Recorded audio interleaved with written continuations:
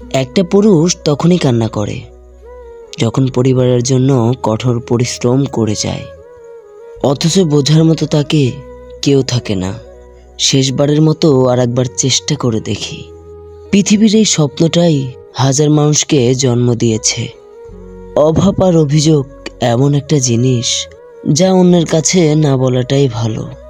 কারো কাছে বিরক্ত হওয়ার চেয়ে সরে যাওয়া ভালো। বন্ধুত্ব কখনো হারায় না, হারিয়ে যায় সেই মানুষটি যে বন্ধুত্বর গুরুত্ব দিতে জানে না।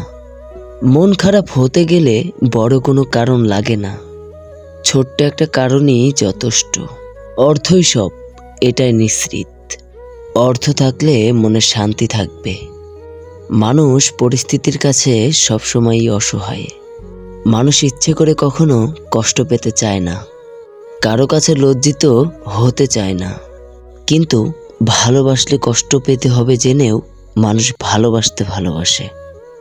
জীবনে তারা বেশি কাঁদে যারা 10 জনকে নয়, একজনকে মন থেকে ভালোবাসে। পরিবারের সাথে ধৈর্য রাখাটা হচ্ছে ভালোবাসা। অন্য মানুষের সাথে ধৈর্য রাখাটা হচ্ছে সম্মান করা। নিজের সাথে ধৈর্য রাখাটা হচ্ছে আত্মবিশ্বাস। কিন্তু আল্লাহর সাথে ধৈর্য রাখাটা হচ্ছে বিশ্বাস। কারো ভালোবাসা কেড়ে নিয়ে তাকে তুমি বলবে ভালো থেকো, এটা হচ্ছে পৃথিবীর সবথেকে বড় অপরাধ।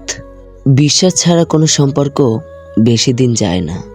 হয়তো সেটা বন্ধুত্ব, নয়তো ভালোবাসা।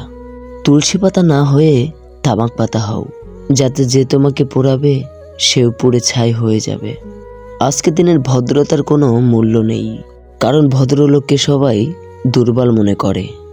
প্রতিশোধ নেওয়ার চেয়ে রাস্তা বদলে ফেলা অনেক ভালো, কারণ প্রতিশোধ নেওয়ার আনন্দ থাকে একদিন, কারণ নিজেকে বদলে ফেলার আনন্দ থাকে চিরজীবন।